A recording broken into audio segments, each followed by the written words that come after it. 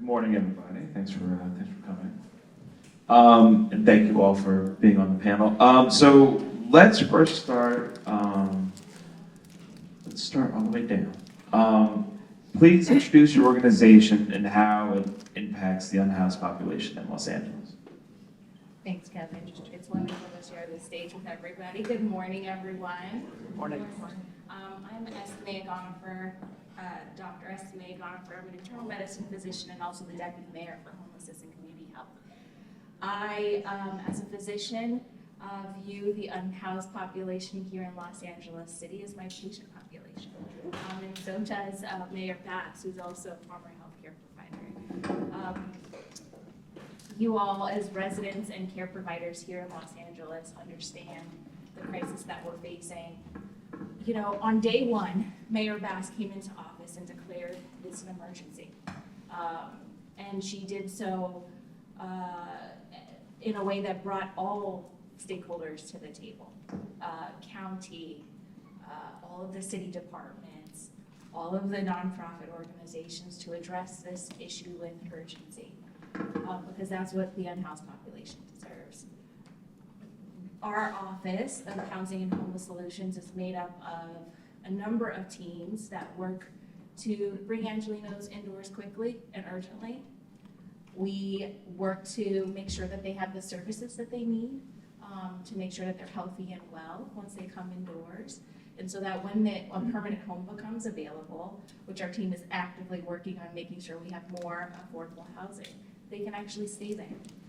And she brought a physician into this work to think about this crisis in the way that she and I both do. Housing is health. We've known for a long time that someone's zip code means more to their overall health and well-being than their genetic code. And we want to make sure that every Angeleno has what they need to thrive. So I hope to share more about what we do here in the city of Los Angeles, but I know that you all are also very much aware of it. Good morning, everyone. Thank you for having me here today. My name is Gisela Espinoza. I'm a commander with the Los Angeles Police Department. I've been there 30 years in August, and it's been amazing working in the city of Los Angeles. Our role is a little bit different, obviously. We are more viewed as an enforcement arm of the solution to persons experiencing homelessness, but that's not really our role as we see it, as we have done it for the past few years. We work very closely with our council districts. We work very closely with the mayor's office. And we do have laws in the books that allow for enforcement of homelessness. However, we understand that that's not going to be the solution. I have a background in community engagement, and it's pretty extensive. And I was part of the Community Safety Partnership Bureau a few months back, where we identified locations that were high in violent crime, and we went into those areas to look at the root cause of the crime. And we worked with community-based organizations, our city partners, and it was a whole of government approach to trying to figure out why these certain things are happening in areas.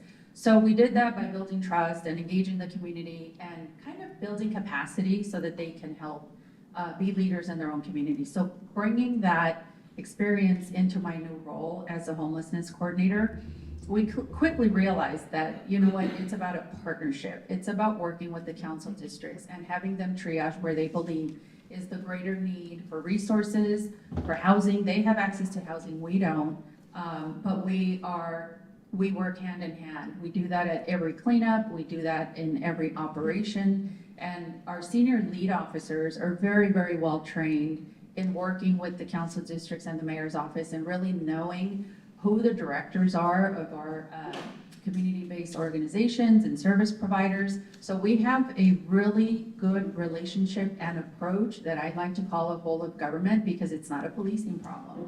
This is a humanitarian issue that we all have a role in. So that's what my office has been focused on. I think it's been very, very encouraging, and it's been very successful in the areas that we have been able to impact.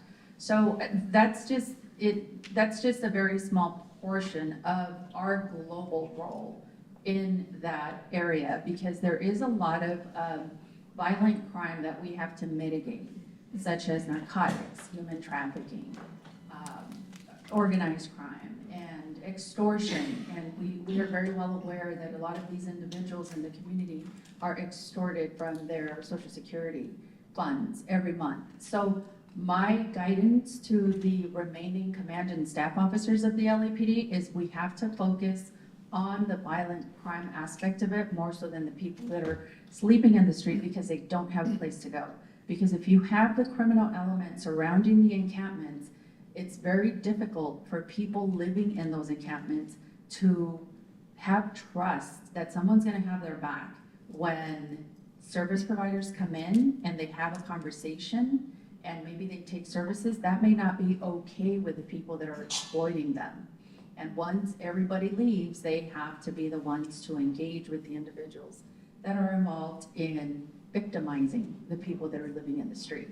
So I'm a big fan of our approach because we focus on keeping those areas safe so that other partners can do their job, bring in the resources, the service providers, and hopefully find shelter for these individuals. My name is Rowan Van Sleeve, and I'm the president of Hope the Mission. And first off, I want to just say thank you so much for such an opportunity to be here. I'm just a huge fanboy of the Salvos. I grew up with a father who was in Vietnam, an Australian who was there, and he will never ever say what I do. He goes, "My son's kind of like a guy from the Salvation Army. If only I could get a uniform and a photo, he would be proud of me for the first time." Hope the Mission, we're out in the San Fernando Valley, spanning all the way to Bakersfield, Victorville, down to San Diego, and recently become the largest rescue mission in the country. We're a little bit different than most of our compatriots. We were about 15 years old and really founded in the concept that you've got to give each and every single person dignity, love, and respect. Let's treat the whole person. We understand housing first, and we are 100% housing first, as we're paid to be by many of our contracts. But we believe sometimes people need to be met with love and support to address addiction. We have the largest provider of interim housing beds in the city. Laura, who's back here, she actually oversees all of our programs in LA County. On top of that, we have outreach teams that are meeting people in the encampments. If those folk don't go to heaven, none of us do. These guys are meeting people at the cold face of addiction and crisis and struggle, and so often are delivering Narcan at that moment of overdose. And we continue that program all the way through until permanent housing placements, where we put people in permanent housing, but then follow up with support to make sure that they stay in permanent housing. I'm a huge fan of the deputy mayor here and what the city spends to make sure people are able to exit crisis and into permanent housing. They don't need to have to spend that money when somebody is re-traumatized by falling out. We've probably come to a little bit of notoriety through some ridiculous publicity stunts, from riding from Santa Monica to Washington, D.C., shamelessly begging each day on a bicycle, "Hey, I just rode 100 miles. Please, can I have some money? There's people dying in the streets." And doing these sorts of things to speak to policy and understand that, unfortunately, policy has decided that so many of our neighbours are languishing in the streets. And for the first time in my life, about 6 years ago, the government stood up and said, as a country, America doesn't believe that some people deserve to languish in the streets. Rather, everybody should be treated with dignity, love, and respect, and it starts with shelter. So again, thank you for the privilege and honour of being here and sitting next to the deputy mayor. Very exciting, and I'm terrified of law enforcement, so don't arrest me. I think you're safe so far. To level set our conversation, this is for questions for everyone on the panel. What do you feel is the single biggest contributor to the growth in the unhoused population in the last 10 years, and to make it more interesting? You can't cite COVID-19 as part of that. Andrew, we'll start with you. I can go first. I think, well, from our role, from our perspective, I think a lot of it has already been mentioned. I think a lot of it is the economy, and I will just keep it real and say some of it is legislative. opportunity, and obviously mental health is very prevalent. I believe that dual diagnosis, mental health and drug addiction, we see that every day. And that is something that I believe continues to grow, just because of all the other variables that we contend with. But, you know, it's interesting how these organizations that we're working with and are represented here, we evolve.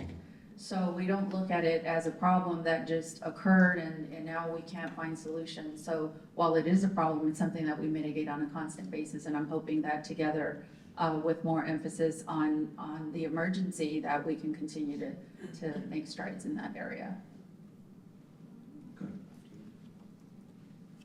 Well, it's hard not to include COVID as a physician, especially as a physician who was in practice at Twin Towers during the pandemic in the inmate reception center.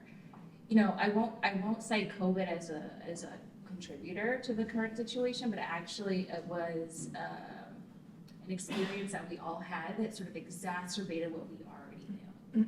Homelessness is a complex issue that is, the root cause is so multifactorial, right? We also know that we have a housing crisis. We don't have enough units available for the number of people that live here. And they're not affordable. So it's an economic issue. You throw in, you know, I've taken care of so many patients at Twin Towers. I always grappled with what started first. Did the mental illness start first, or did that system that I was caring for them in create the mental health issue? And I can't tell you how many patients I encountered that would tell me about their meth addiction. And I would ask, well, why that drug? And well, I became homeless because of this circumstance, whether I lost my job or I lost a family member, and on the streets, I needed to stay safe. And what do you mean you need to stay safe? I had to stay up at night so I wouldn't be victimized. And so I took meth and I stayed up. So was the substance use really the cause of their homelessness, or did the substance use come after? Right? So there's mental health substance use that exists within this population, but I don't know if it caused the homelessness. And then you've got sort of systemic racism and discrimination that has existed throughout this country for years, right? And that's why we see that our unhoused population is disproportionately Black, and you have a majority of them here in Los Angeles City and County that are Latino. And so, again, it's a multifactorial issue, and the pandemic exacerbated all of this, all of it. And that's exactly why we need all hands on deck, every discipline on deck to help address this issue. That's why I left my practice at Twin Towers. I could not prescribe the thing that my patients needed, a house. I agree completely with both of you all, and I think if we jump back, the question was 10 years back, right? So 10 years back, we saw the beginning of a convergence of three really clear crises. You've got a drug epidemic. There's a hunger for drugs in the United States that's not parallel to anywhere else in the world. There's something broken within us, and we've got a thirst for it. At the same time, we saw a mental health safety net that was just non-existent. Like, as a people, we do a bad job, y'all. We don't take care of people who are sick, and we define differences in sick. If I fell on the street today and had a heart attack, there'd be an ambulance there to care for my sickness. If I had a mental health break on the corner, stripped down and started harming myself on the corner, there's not an ambulance every time coming for me, because we determined the heart attack's a real healthcare issue, the mental health break's not.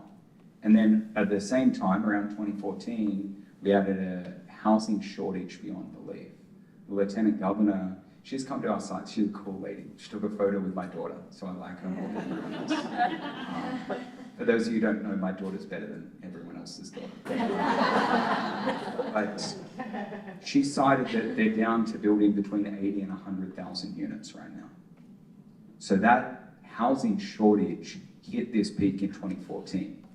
So if we jump back a little bit earlier, 2008, all of a sudden we saw the economic crisis hit, And our city and all of us lost a latent safety net of the non-profit infrastructure that you needed. So instead of non-profits building out, we saw non-profits go out backwards, declare bankruptcy. We saw non-profits shrink in size. We saw them raid their endowments, so they weren't building for the future. So the three crises hit, and you didn't have the non-profit sector there at a time where the government was not involved in propping up that sector. We were too busy propping up banks, big businesses, and all of these things were too big for fail. So we built ourselves the perfect storm. And that's where we are today, and I think that drove homelessness and drove the explosion. And then if you layer one more bit on it, and some people in my world say really dumb things, that this isn't about race. Like, I'm a white guy from Australia, I've got no right to say it, but this is a racist system that we built here. And that historical bias within our system has pushed black and brown folk disproportionately. The bias against elderly folk, we don't care for the elderly, nowhere near the way we should in this country. The bias against folk with mental addiction, with mental health issues and addiction, we don't provide the funding. Where your heart is, your treasure is also, right? We don't do that. So you hit these three crises and then you put a layer of bias in it, and then you add in, we just didn't support the infrastructure that we needed, end up in the emergency we're in now. And that's where I think we go. Ron, we'll stay with you, and then questions for everyone. As we're trying to, come to a solution here, what have you all found are the best practices from your organizations? So we operate under a whole bunch of best practices that we get told we have to, right? And we're really on the team with all of them because they're true. We believe in housing first, we believe in low barrier, we believe in all of these things. But when you get rid of the marketing and the technocratic talk, we think that when you treat someone with dignity and honesty and you look them in the eye, that is where best practices start. So I'm out there selling my soul right now to try to have a pilot program in this city, cash, not drugs, because I have these right-wing, really excited donors, maybe I'm trying to be politically correct, I'm so crap at it. A certain people give me a pass for it. There's a certain group of our donor class and those who support us who are, they're just hyper-conservative, and they get really angry at what government's spending on the poor. And they go, yeah, but you're not getting the results. So I'm trying to push an agenda to have a program piloted here in the city, cash not drugs. For those living in our shelter, we'll actually pay you to be sober. So I'll only buy results. I'll only pay out money when someone has been sober for 30 days. And every 30 days they can continue that sobriety, I'll keep paying them. Because when you look at somebody and you realize what drugs are doing to people's lives, you go, bloody hell, we need to meet you where you're at. And the housing is wonderful. We need housing first. You must be in a shelter. Nobody got sober, safe, or sane living on the streets. But at the same time, equally as important and not negating the importance of housing is the importance of services meeting you at that moment. So our best practice is realizing that everyone is individual and everyone deserves the opportunity to find their American dream. For us, again, we're a little unique, but I think what's worked for the department is having a mind shift in focusing more on the engagement with people living in the street so that they can build trust, so that they can get that communication going, so that that person can trust in the system and know that their best interest is what we're looking at. There's a lot of organizations that come into some of the communities that we serve, and they make a lot of promises and they don't stay. So the community is very apprehensive at times to believe in someone or a certain organization. And we find that a lot of people that are living in the street will somehow get a hold of their senior lead officer and ask, is this person legitimate? Is this person real? Are they really going to be here? Are they really going to provide that service? And we saw that a lot in my prior assignment, where the community is very apprehensive. And it works very well when you have officers that have that emotional intelligence to connect with people and build that trust. and build that relationship to say, you should go get housing, you should, because they don't know. They don't know if we're working with the organizations and maybe we're gonna place them under arrest. They don't know what to expect. They have been victimized and they have been living in the street. So we have to kind of go out of our way to build the relationship and build the trust so that they can believe in what we're doing with our partner, city partners, LASA, the council district, the mayor's office, the Inside Safe program. So it's a collaborative. It's not just one organization trying to improve the relationship so that people can trust that we do have their best interest in mind. The commander brings up the Inside Safe program, and I'd actually lift that up. The mayor's premier initiative or signature initiative to resolve encampments across the city. It does a couple of things that both of you all talked about. It builds trust with encampment communities. It treats people with dignity and love, right? I have an Inside Safe field intervention team that goes and engages with these encampment communities, understands their needs, works with county partners to make sure those needs are addressed once we come inside. We have LAPD supporting us to make sure that the site is safe when we resolve that location. We work closely with LASA so that when they do come inside, and this is what's special about this encampment resolution effort, is we actually have a housing resource tied to the resolution. So the team goes out, builds trust, tells them, hey, we have this resource, are you interested? And we've proven that folks do want to come inside if a resource is available. And once they come inside, providers like Hope the Mission, like the Salvation Army, and many others across the city provide those wraparound services, make sure that they get the 3 meals a day, the case management, the housing navigation, and then county comes in with additional services, and I'm there to fill gaps with, because there are gaps, you all know there are gaps. So I come in and fill gaps with other resources. And we've proven that this encampment resolution has worked because I know you all saw the point in time count results this past year, right? For the first time in several years. Unsheltered homelessness is down 10%. Sheltered homelessness is up to 17%. So it's working, and we just need to continue that momentum and continue building trust and be centered and centered in love with all of our work. So speaking of gaps, perfect segue to the next question. What are the biggest obstacles your organizations face? I can start with that. Our department, our organization answers to everyone. And we are criticized a lot for not doing our job, for not enforcing, for not being a little more aggressive, as they say, with the homeless matter. When Grants Pass was overturned and then the governor came out with the executive order, we were sandblasted by the public. You know, what are you doing about this? What are you doing about that? So there's a misperception out there. There's still a lot of education that needs to take place, that we are not going to arrest our way out of people sleeping in the street. And the quicker people understand that, I think the quicker we can move to some real permanent resolution. We get it from the media. I get a lot of media requests. What are you doing about this encampment? You can enforce now. This is now in your wheelhouse. You don't need LAWSA. You don't need A, B, C, and D. And I have to explain to them that that's not our role. We provide education. We provide communication, conversation, referrals to the council district, to the mayor's office. Enforcement comes as a last resort, and I've yet to see the number of arrests increasing for years. We just, that's not the business that we're in right now. It doesn't work. Can we do it? Absolutely. Does it work? No. We will be right back 30 minutes later, an hour later, and we can't keep that up. We can't keep that momentum.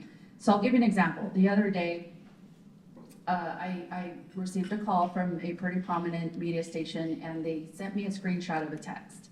And they said, hey, your officer, and it wasn't my officer, but they said, your officer told this individual that they could park their RV in this particular street. And it's an encampment, and there's homeless people living in it.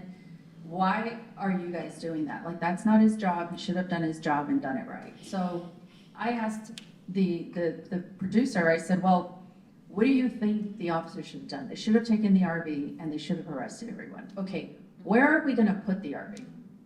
Who's gonna sanitize the RV? People have been living in it. You have to get it tow ready. You have to find housing for these individuals. I don't think you understand what our role is. Let me explain it to you. So I explained our role, but he was quick. So I spoke to the officer and they said, well, they don't have anywhere to go and where they were parked is a violation, so that can be enforced. So I just told him, park in an area that's legal to park in. And that is well within the right of the officer, but it was perceived as, you guys are just shifting the problem. So there are expectations for, there's 15 council districts. Some council districts have their own mission on how they want to take care of the problem. So we adjust according to it because of the partnership, not because they're dictating what we do, because they don't. And the same thing with Inside Safe. My team has a great relationship with Inside Safe, and I have some team members from Inside Safe on speed dial, and they call me directly when they see a problem. And that's the process that works. But then that's also the process that puts us kind of in the middle. So we're having to answer to a lot of different groups about what our role is and why. So that's become a challenge for all our officers, because we get a lot of complaints. Well, your officer said this. Well, yes, that's true. But then this person said that, and that is true as well. So we just, have to be patient, be very communicative, and be very open and transparent about what we're doing in our relationships with our partners. My turn for gifts. Well, I mean, we told you what caused this problem, and I can tell you that the straight, easy answer is I don't have enough housing. And if I had more housing, then I could move more people indoors. But the problem that I struggle with every day, especially as a healthcare provider who is made, I still abide by the Hippocratic oath in serving everybody, no matter what their status is sort of the stance that a lot of people have. You're picking them over me. And so the educator in me wishes that we could educate more of the general public about what this problem is and how to solve for it together, as opposed to making me have this false dichotomy between choosing between public safety and a public health emergency, a humanitarian crisis. And so I would love to employ all of y'all to help me in educating everybody about what this problem really is. It doesn't have to be one or the other. It can be, both can exist, public safety and addressing this humanitarian crisis. The biggest obstacle we could kind of go through, there's obviously a lack of housing, there's a lack of mental health services, there's staff burnout and shortages are unbelievable.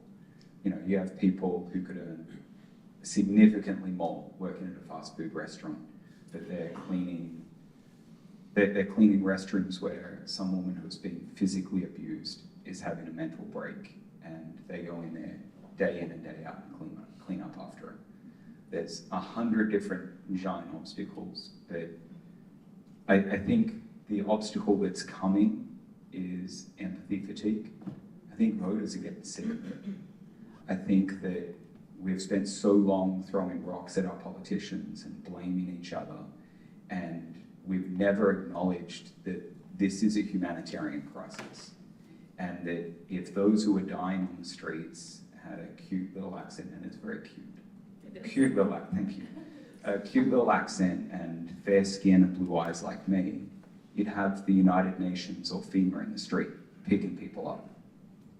But because they're the other, and so often we've continued this in our media, it's the other, it's those in encampments, it's, well, surely they're all addicted, surely they're all this, they're all that. They're not me. That empathy fatigue's coming. So when we opened the tiny homes, we opened the first 7 tiny homes villages in the city of Los Angeles. And other groups said they wouldn't do it. And, we had the right-wing protesters turn up and said, you're going to be helping migrants in here, poor people and addicts. The left-wing guys turned up with Che Guevara shirts and all of this. They'd never read any of the writings. They had the shirts and a ton of them. They both protested us. They both sent death threats. They both approached me in the grocery store. Back then our name was Hope of the Valley. And this little hippy-dippy guy with his beret came up thinking I'm not leftist enough. I'm looking at this guy. And he goes, "Oh, you're Rowan from Hope of the Valley, right?" And I'm like, "No, I'm not."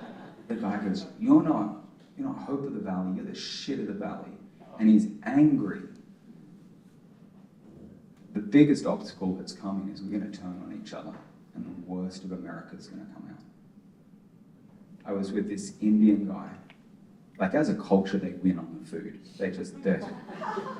So we're going out to eat together, and he's a wealthy guy, and I'm gonna beg him for money. I'm gonna sell my soul, because one of the other big obstacles is when the city funds us to do the work, they fund about 60% of what it costs. And we all cry, and my wife's a school teacher, that school teachers are buying their own school supplies. But those of us who are doing the work on the streets to save people from dying, we're out doing publicity stunts to raise money just to keep the thing afloat.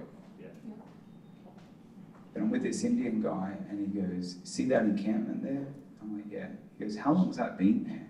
I go, "Well, I've been in America since like 2000, and there's always been encampments here." He goes, "This is how it starts. This is the American caste system. Because you say you can't remember how long it's been there, your kids will say it's always been there. And eventually your grandkids will say, oh, those people, they live there, and that's who they are. You've got to get this right. It's us together. And the biggest obstacle that's coming is we're dividing, and it's becoming political, it's becoming racial, it's got to stop. If we don't meet that bit head on, we can't spend enough money to bring this back together. We've underspent by about $15 billion in the past 15 to 20 years. And deferred maintenance always costs more. And we're passing, Measure A. That crap ain't big enough. And it's a home truth. We didn't do the maintenance on the house, so it's going to cost us more right now. And we get afraid to talk about money. All right, so last question. We're going to start with you, Ron. If you could wave a magic wand, how would all the LA-based groups work together to fix the problem? Homeless services agencies or all groups of people? All groups. Well, groups focused on fixing the unhoused problem. So, at Hope, it's made very clear that I don't fit, even more so in general population in America. I don't feel at home here, right? Like, I'm a wandering soul, and I've found as much home as I could find here. So I speak in a little bit as an outsider, both in my industry and in this place. We need to turn down the rhetoric. One of the things within the homeless services space is the way they talk about government is hateful. The way they talk about law enforcement, the way we compete with each other, it's not going to breed success. We all want to point our fingers at the mayor, we want to point our fingers at the council members, we want to point the fingers at all of the different apparatuses and the policy that got us here. But if I could wave a wand, we'd realize that for the first time in my life, the government's investing money. For the first time in my life, the mayor gets dressed up not to go and shake hands with ultra donors. She's going to encampments to meet people. In the council district I live in Alita Pacoima, the councilwoman who was running there called me up and she said, before election day, can I go out and meet the folk in the encampments? They're my constituents.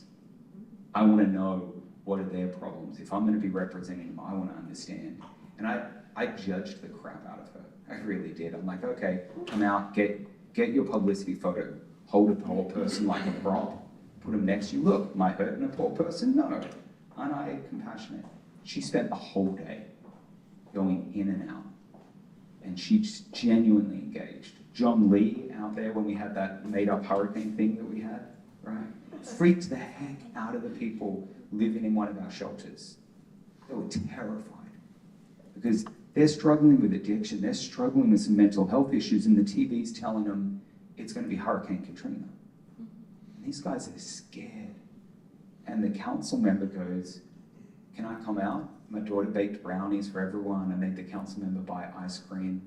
We decided everyone would get diabetes that night, right? And the council member's job is to deliver ice cream and brownies to every table. Because our folk don't need to stand up and get it. They get served like they're in a restaurant, right? So they're sitting there, and the council member was the worst server, period, ever. Because he sat down at every table and looked people in the eye. So if we could just turn down the rhetoric of we're against the government, we're against each other, and realize there's great people who want to bring resolution to this. We're in a pickle, we're in a mess, we're in a humanitarian crisis, but blaming each other is not going to get us there. So if I could wave a wand as Harry Potter for a moment, I'd want us to treat not only those on the streets, but each other and those in positions of power with dignity, love, and respect. Commander? So just listening to everything that you were saying, I think if I could wave a wand, we would all know what our roles are. We would learn about these entities involved in the solution, and we would speak with facts, and not because it's the trend on social media or something they heard in the news. I think that we face that a lot too with smaller agencies that are sister agencies that surround us, because people don't really understand the difference between Burbank, Glendale, LA, Bell Gardens. People think it's all just one police department, and it's not. Our use of force policies are different, our pursuit policies are different, our engagement efforts are different. I was just on a call this past Monday with chiefs of police from neighboring agencies, and some of the things that they were talking about in terms of not having a good, wishing they did, and not having a good relationship with service providers. LAPD is bounds and leaps ahead of that. We have been partners in the community for years, decades. We take a lot of pride in that. So I wish people knew, my family included, they don't always know the difference in what this police department does, what that police department does, what LASA does in this equation, what the mayor's Insight Safe does, what the council districts do. They're all very different, but they're all very important. So I wish there was just more communication, education, and awareness about our collective roles when we come up with strategies to find a solution. I don't know if I would wave a wand, because I'm actually quite hopeful with where we are at. For the mayor locking arms is more than hyperbole. It's like I'm watching it happen. Stakeholders across the city and county are working together for the first time in a way I haven't seen, in a way that our constituents deserve, the way our unhoused population deserves. My work is about integrating healthcare with housing and homelessness, and as y'all know, homelessness and housing don't always, they're two separate sectors that have a hard time working together in and of themselves. And so the fact that everybody is at the table and trying to do the work makes me really hopeful. The how is going to be hard, because we do need clarity of roles. We need to understand what all of our roles are to address this issue together. And so maybe I want a wand to make the how happen faster. But in this moment, I see nothing but opportunity to actually fix this problem together. And so maybe I'm not into magic. But I'm hopeful that y'all in the room will help us to solve this together. Thank you all very much for coming this morning.